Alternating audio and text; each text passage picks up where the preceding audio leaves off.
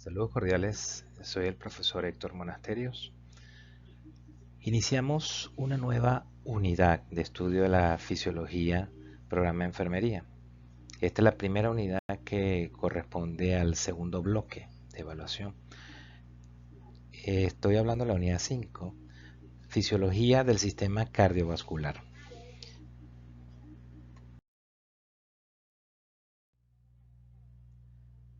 Como le he mencionado en las anteriores oportunidades, estudien por el programa. En el programa de fisiología, programa de enfermería, está todo lo que ustedes tienen que aprender de la asignatura, todo lo que ustedes tienen que aprender específicamente de esta unidad, fisiología del sistema cardiovascular.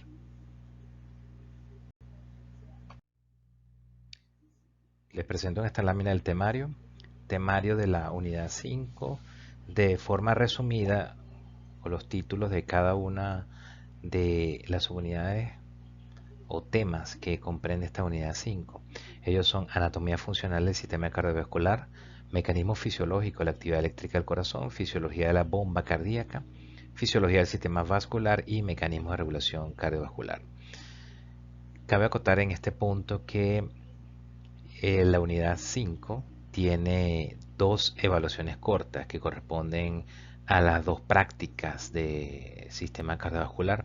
Ellas son principios básicos de electrocardiografía y mecanismos de regulación cardiovascular del pulso y la presión arterial. Estas dos evaluaciones cortas se realizarán el mismo día. Sin embargo, cada una tendrá su puntaje. Cada una tiene un puntaje de 0,6 puntos. En total, en un mismo día, el que corresponda para ambas evaluaciones cortas, se evaluará 1,2 puntos netos de la calificación definitiva. Entonces, les reitero, en un mismo día, ustedes van a presentar estas dos evaluaciones cortas, pero decidimos que sería el mismo día porque corresponde a la misma unidad 5. Así, sistema, fisiología del sistema cardiovascular. Les repito, las dos prácticas que serán evaluadas en esas evaluaciones cortas son principios básicos de electrocardiografía como primera evaluación corta y la segunda evaluación corta, mecanismos de regulación cardiovascular del pulso y la presión arterial. Pueden revisar el contenido que va para esos exámenes cortos, para esos quizzes, en el programa de práctica que ustedes tienen en el aula virtual. Estudien por ahí por el programa de práctica y también revisen estas clases teóricas. Les recuerdo que las clases teóricas que estamos subiendo al aula virtual son una guía, una orientación para que ustedes aprendan fisiología. Sin embargo, lo que se les va a evaluar, lo que nosotros concretamente queremos que aprendan de la asignatura fisiología, enfermería, está en el programa. Y lo que se les va a evaluar en los quizzes está en el programa de prácticas.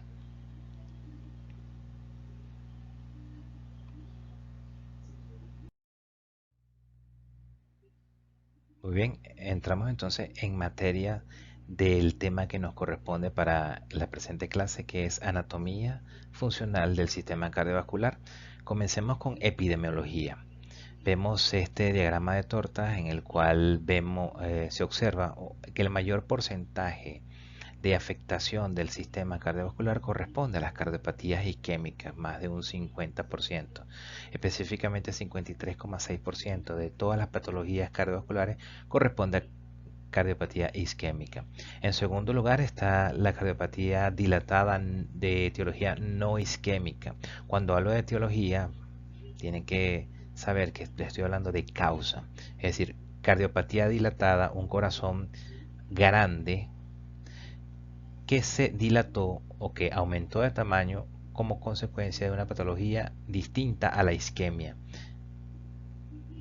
Otras noxas, otras enfermedades, otras patologías que están presentes como afectación del sistema cardiovascular son la cardiopatía hipertrófica, la cardiopatía valvular, el síndrome de Brugada y otras que corresponden a un 5,5%. cabe destacar que las primeras 4 patologías que les mencioné corresponden a cardiopatías estructurales, principalmente del músculo cardíaco o de las válvulas, de la parte del endocardio. El síndrome de Brugada corresponde más a una afectación del ritmo cardíaco.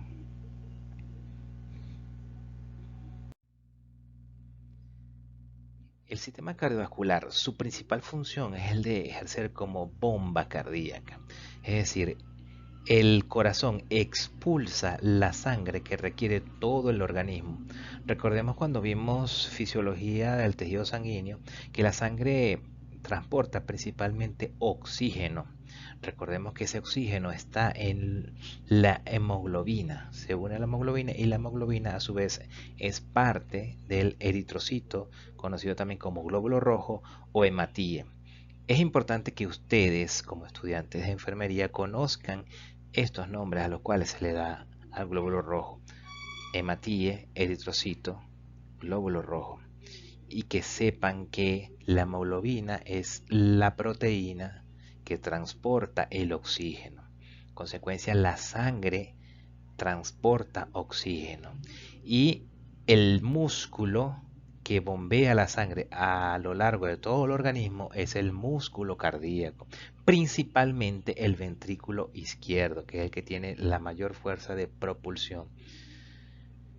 El sistema cardiovascular también es importante estudiar el componente vascular y así podemos dividir de forma didáctica la capacidad de bomba del corazón en circulación mayor, también conocida como circulación sistémica, y la circulación menor, también conocida como circulación pulmonar. Esto tenemos que conocerlo para poder entender lo que es la función general del sistema cardiovascular. Entonces, comencemos. Les dije que desde el punto de vista didáctico podríamos dividir la actividad del corazón en circulación mayor y circulación menor. Pero le digo desde el punto de vista didáctico porque estas no son fases del ciclo cardíaco, no son fases de la actividad ventricular o la actividad cardíaca, porque se dan de forma paralela, de forma sincrónica, circulación mayor y circulación menor. En cuanto a la circulación mayor, también conocida circulación sistémica, y se llama precisamente sistémica porque es la circulación que da o que aporta sangre a todo el organismo, a todos los sistemas. Ella se inicia en el ventrículo izquierdo. Le dije que el principal elemento, elemento anatómico que expulsa sangre es el ventrículo izquierdo. Recordemos que desde el punto de vista anatómico el corazón se divide en 4 cavidades: 2 superiores o aurículas, aurícula derecha y aurícula izquierda, y 2 inferiores o ventrículos, ventrículo derecho y ventrículo izquierdo. De ellos, el ventrículo izquierdo es el principal elemento que ejerce esa función de bomba que expulsa sangre a través de la aorta, y de la aorta se ramifica en distintos vasos arteriales que llevan sangre a los diferentes órganos y tejidos. La sangre, una vez que perfunde, cuando hablo de perfunde, me refiero a que irriga, me refiero a que nutre con sangre oxigenada los tejidos. Repito, la sangre sale del ventrículo izquierdo a través de la arteria aorta se ramifica y por medio de esa ramificación llega a los distintos tejidos para perfundirlos. Una vez que es perfundido el tejido, el órgano, la sangre sale del tejido del órgano y regresa al corazón. Entra al tejido como vasos arteriales. Después se ramifica en capilares arteriales y sale del tejido como vasos venosos. Capilares venosos, vénulas y venas propiamente dichas, que son las que retornan la sangre no oxigenada al corazón. La sangre que llega a los tejidos es oxigenada y perfunde los tejidos, es decir, que aporta oxígeno a los tejidos, y cuando sale de los tejidos es una sangre desoxigenada o con menor concentración de oxígeno a la que entró al tejido. Esa sangre retorna al corazón por medio de los vasos venosos, como ya les dije. Finalmente, el vaso venoso de mayor calibre, el que está en contacto directo con el corazón, son las venas cavas. Vena cava superior y vena cava inferior. La vena cava inferior que recoge la sangre desoxigenada de la parte inferior del cuerpo, del organismo, y la vena cava superior que recoge la sangre desoxigenada de la parte superior del organismo. Entonces, la función de la circulación mayor es principalmente nutrición, oxigenación de los tejidos y a su vez recoge los desechos metabólicos y el dióxido de carbono. Recuerden que al tejido, al órgano llega oxígeno y del tejido del órgano sale dióxido de carbono. Y está, desde el punto de vista didáctico, la circulación menor. Menor porque el recorrido es menor. Y pulmonar porque precisamente la sangre sale del corazón y va hacia los pulmones. ¿Cuál es la función principal de esta circulación menor o pulmonar? Oxigenar nuevamente la sangre, porque recordemos que le había dicho que la sangre salió de los tejidos y llegó al corazón a través de las venas cavas superiores e inferiores. Esa sangre que está llegando al corazón, esa sangre que está llegando a la aurícula derecha del corazón, es sangre desoxigenada o con una concentración escasa de oxígeno. Entonces requiere volver a oxigenarse y de eso se encarga la circulación pulmonar o circulación menor. La sangre desoxigenada tanto por vena cava superior como por vena cava inferior llega a la aurícula derecha. De la aurícula derecha pasa al ventrículo derecho y del ventrículo derecho es expulsada por la arteria pulmonar hacia los pulmones, arteria pulmonar derecha, arteria pulmonar izquierda. La arteria pulmonar derecha lleva la sangre desoxigenada al pulmón derecho, la arteria pulmonar izquierda lleva sangre desoxigenada al pulmón izquierdo. Esa sangre desoxigenada ocurre el intercambio gaseoso a nivel alveolar, es lo que se conoce como hematosis. Pendiente aquí, le quiero hacer una acotación. Este proceso de intercambio gaseoso se llama hematosis. Es distinto a lo que ya conocimos en el bloque anterior, que es hemostasia. No confundan. Se escribe parecido, pero son cosas totalmente distintas. Hemostasia ya habíamos hablado que tenía que ver con la coagulación sanguínea. Incluso los mecanismos que regulan la coagulación sanguínea con sus distintas fases. Pero aquí estamos hablando de hematosis, que es intercambio gaseoso que ocurre a nivel alveolar entre la sangre desoxigenada y el alvéolo oxigenado. La sangre desoxigenada aporta al alvéolo dióxido de carbono y el alvéolo oxigenado aporta su oxígeno a la sangre. Y la sangre sale del pulmón a través de los capilares venosos y llega a la aurícula izquierda del corazón por las venas pulmonares. Lo que llega por las venas pulmonares a la aurícula izquierda del corazón es sangre oxigenada. Entonces, es importante que nosotros no identifiquemos en primera instancia que todas las venas llevan sangre desoxigenada y todas las arterias llevan sangre oxigenada. No es exactamente así, porque según lo que les acabo de escribir, las venas pulmonares llegan a la aurícula izquierda y a pesar de que son vasos venosos, traen al corazón sangre oxigenada. Y la arteria pulmonar, a pesar de ser un vaso arterial, sale del ventrículo derecho y lleva sangre desoxigenada. Entonces, lo importante para reconocer vaso venoso y vaso arterial es lo que sale del corazón es arteria, lo que llega al corazón es vena. Importante esto. Y también retomando un poco lo que les había hablado, circulación mayor, esto que les describí es circulación menor. Circulación mayor, una vez que llegan estas venas pulmonares con sangre oxigenada nuevamente oxigenada a la aurícula izquierda, de la aurícula izquierda pasa al ventrículo izquierdo y allí comienza la circulación mayor o sistémica, porque del ventrículo izquierdo pasa a la arteria aorta y de la arteria aorta se va ramificando y lleva sangre oxigenada a los distintos tejidos y órganos. Está descrito por medio de un dibujo, lo que les acabo de explicar: circulación mayor, circulación menor. Circulación mayor, ven ahí en color rojo como la sangre oxigenada sale del ventrículo izquierdo hacia la aorta y de la aorta a los distintos tejidos, lo que llamamos lecho capilar o la microcirculación, en la que ocurre ahí ese intercambio o donde los capilares aportan sangre oxigenada a los tejidos y de los tejidos sale sangre desoxigenada que regresa al corazón por medio de los vasos venosos, vena cava superior y vena cava inferior. También está representada en este dibujo las grandes arterias, no solamente la aorta, sino también las arterias pulmonares. Digo las arterias porque hay un tronco de la pulmonar que es el común que sale del ventrículo derecho y después se bifurca en arteria pulmonar derecha y arteria pulmonar izquierda y ocurre el proceso de hematosis que ya le describí anteriormente. Eso está en color rojo y en color, perdón, está en color azul la arteria pulmonar que llega a los pulmones.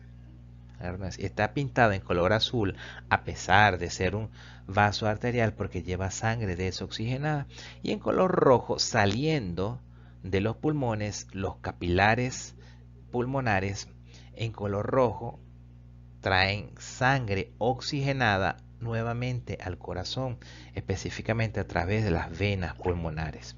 Entonces, en este dibujo está representado lo que ya les expliqué de la circulación mayor y la circulación menor. Desde el punto de vista anatómico, tienen ahí las estructuras del corazón. Vean siempre el corazón. Lo que les está mostrando de frente el corazón, en la cara anterior, vamos a ver, es el ventrículo derecho. El ventrículo izquierdo es posterior, se ubica en una posición posterior. Vemos ahí representados los distintos elementos como la arteria pulmonar izquierda, el tronco de la pulmonar, la aorta ascendente, vemos arteria coronaria izquierda, arteria coronaria derecha, los vasos coronarios, aurícula derecha que vemos en la parte superior, un tanto anterior también, antero-posterior a esa aurícula derecha. Y lo que vemos en primera instancia en un plano anterior es el ventrículo derecho.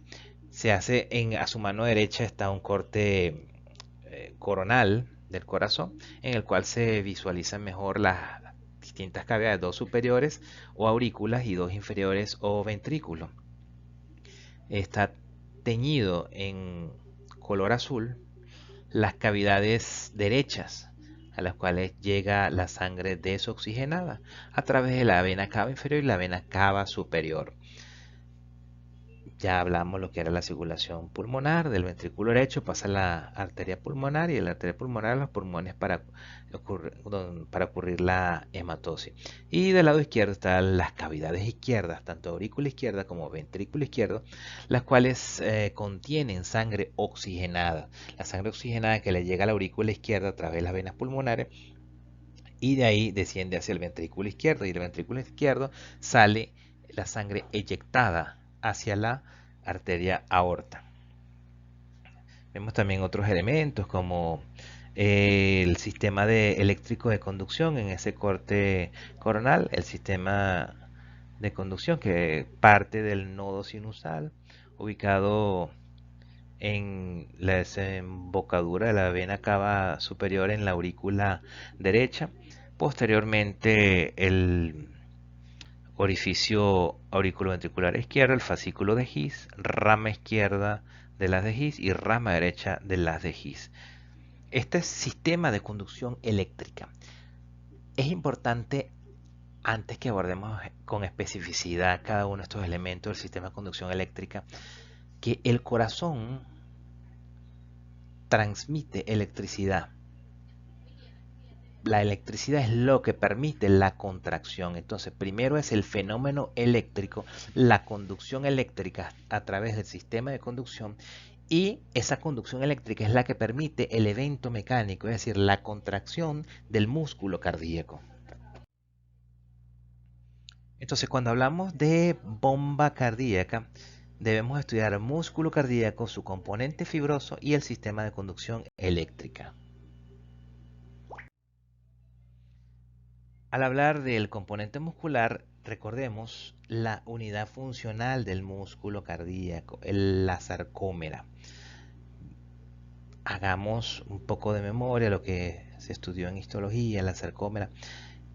El músculo cardíaco está conformado principalmente por dos elementos proteicos, que es actina y miosina. Miosina es el elemento grueso, la proteína gruesa de la sarcómera. Y la actina, los filamentos delgados. Entonces tenemos un filamento grueso o miosina y un filamento delgado o actina.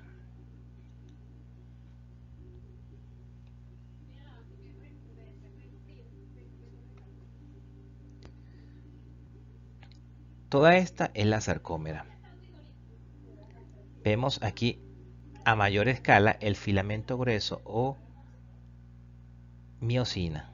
Esta es la fibra muscular y el filamento grueso aquí, la miosina, que se une o se relaciona con un filamento delgado que es la actina. Tenemos aquí una representación a gran escala. Esto que vemos aquí en el centro es la miosina y estos filamentos delgados la actina. Vemos, esta es una línea Z que es hasta donde llega la sarcómera. La sarcómera va de aquí hasta aquí, de línea Z a línea Z. Vemos entonces que en el centro de la sarcómera está el filamento grueso o de miosina. Y desde la línea Z hasta casi el centro de la sarcómera, sin llegar a tocarse, están los filamentos delgados o filamentos de actina. Sin llegar a tocarse en el momento en que la fibra muscular está relajada, porque cuando se contrae llegan a tocarse estos filamentos. Entonces, esta es la sarcómera delimitada. Importante esto, la sarcómera está delimitada por dos líneas Z a cada lado. Y entre ellas está un filamento grueso de miosina y filamentos delgados de actina que interactúan entre sí para provocar la contracción del músculo cardíaco. Aquí vemos una sarcómera relajada y aquí una sarcómera contraída. Les había dicho, bueno, no se llegan a tocar completamente los filamentos de actina, pero se acercan unos con otros. Vemos el acortamiento de la sarcómera que implica la contracción del músculo cardíaco. Además también ven, además de la línea Z, las líneas H.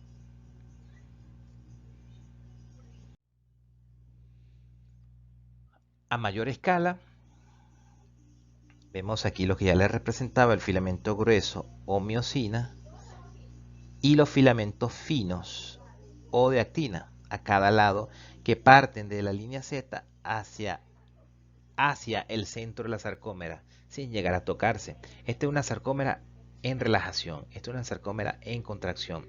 Fíjense que no llegan a tocarse los filamentos de actina. Hay una proteína grande, las proteínas más grandes del organismo, es la titina. La titina une el filamento grueso o miosina a la línea Z. Desde el punto de vista anatómico estructural, esta es la ubicación de la titina. Titina permite unir los extremos de la sarcómera, es decir, la línea Z, con cada extremo del filamento de miosina. Esa es la titina. Se conocen en el corazón 4 planos valvulares en relación con 4 válvulas. 2 válvulas auriculoventriculares, que son la válvula mitral o bicúspide y la válvula tricuspidia, y 2 válvulas semilunares, que son la válvula aórtica y la válvula pulmonar. Es importante conocer estos planos valvulares para poder hablar de los anillos fibrosos y primeramente hablar del esqueleto cardíaco, el cual consiste en 4 bandas de tejido conectivo denso, como el colágeno, que rodean las bases del tronco de la pulmonar, de la aorta y las válvulas del corazón. Aunque el esqueleto cardíaco no es un verdadero esqueleto, proporciona estructura y soporte para el corazón. Y además separa, aísla aurículas de ventrículos. Los anillos fibrosos del corazón derecho e izquierdo rodean orificios atrioventriculares y orificios arteriales. Las cámaras superiores, conocidas como aurículas, y las cámaras inferiores, conocidas como ventrículos, están divididas eléctricamente por las propiedades de las proteínas de colágeno dentro de los anillos. Los anillos de las válvulas, el cuerpo central y el esqueleto cardíaco, que consiste en colágeno, son impermeables a la propagación eléctrica. Los anillos atrioventriculares sirven para la unión de las fibras musculares de las aurículas y los ventrículos, y para la unión de las válvulas mitral y tricuspidia. Los anillos fibrosos que rodean los orificios arteriales sirven para la unión de los grandes vasos y las válvulas semilunares.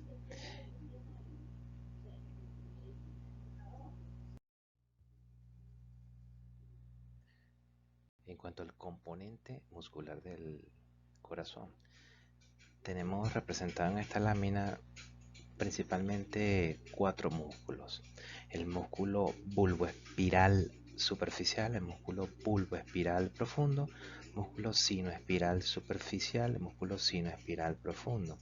También vemos representados los músculos papilares, sobre todo los de primer orden. También se evidencia el cono de la pulmonar y el septum membranoso. La forma como se contrae el ventrículo derecho y como se contrae el ventrículo izquierdo. En el ventrículo derecho vemos un acortamiento de la pared libre que produce una compresión de la cámara, produciendo un mecanismo de fuelle. Para el ventrículo izquierdo hay una constricción de la cámara. Incluso hay tracción ejercida sobre la pared del ventrículo contralateral, es decir, sobre la pared ventricular derecha, con lo que produce un acortamiento de la cámara cardíaca, en este caso el ventrículo izquierdo. El sistema de conducción eléctrica. Vemos aquí el nodo sinusal, anteriormente conocido como nódulo de Kitt-Flagg. Aquí está el nodo auriculoventricular, anteriormente conocido como nódulo de Askoff-Itawara, y entre ellos vemos haces que comunican un nodo con otro. Estos son los llamados haces internodales. Y aquí están representados 3 haces internodales: el haz anterior, el haz medio y el haz posterior. El haz medio también es conocido como haz de Wenckebach y el haz posterior conocido como haz de Thorel. Aquí faltaría por representar el haz interauricular, así que comunica ambas aurículas, conocido como el fascículo de Bachmann. Luego del nodo auriculoventricular vemos el haz de His, y el haz de His luego se bifurca en rama derecha y rama izquierda del haz de His, y a su vez la rama izquierda se bifurca en fascículo anterior y fascículo anterior y fascículo posterior. También algunos lo conocen como subdivisión anterior y subdivisión posterior de la rama izquierda del haz de His. Cada uno de estos elementos del sistema de conducción conduce a un rango de velocidad. En el nodo sinusal conduce a una velocidad de 60 a 100 despolarizaciones por minuto. Ahora, a nivel auricular, la frecuencia de despolarización es de 55 a 60 por minuto. A nivel del nodo de Askoff-Itawara o de nodo auriculoventricular, la despolarización va de 45 a 50 por minuto. Seguimos bajando, sigue bajando la frecuencia de despolarización en el haz de His de 40 a 45. Y ya en las fibras de Purkinje, la velocidad de despolarización de 35 a 40 por minuto.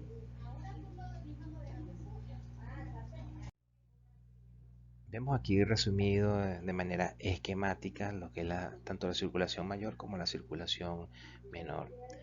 En el centro tenemos aquí el corazón, aquí, con sus 4 cavidades: aurícula derecha, aurícula izquierda, ventrículo derecho, ventrículo izquierdo.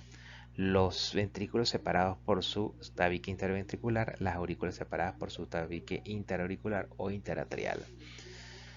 La circulación mayor ya la estudiamos. La sangre oxigenada sale del ventrículo izquierdo hacia la aorta y de la aorta se distribuye a los distintos órganos y tejidos para perfundir estos órganos, para perfundir los tejidos. Entra por un capilar arterial, luego sale por un capilar venoso, vénulas, la vena cava superior y vena cava inferior llevan esa sangre procedente de los tejidos, es decir, sangre desoxigenada, a la aurícula derecha. De la aurícula derecha pasa al ventrículo derecho y del ventrículo derecho se contrae y eyecta sangre a través de la arteria pulmonar que va, es sangre desoxigenada con baja concentración de oxígeno. Esa sangre es eyectada hacia el pulmón, específicamente hacia los alvéolos, donde se lleva a cabo la hematosis o intercambio gaseoso. Entra sangre con poco oxígeno y rica en dióxido de carbono al alvéolo y el alvéolo le suministra oxígeno a esa sangre y por eso vemos aquí saliendo del pulmón a través de las venas pulmonares sangre roja, sangre oxigenada hacia la aurícula izquierda.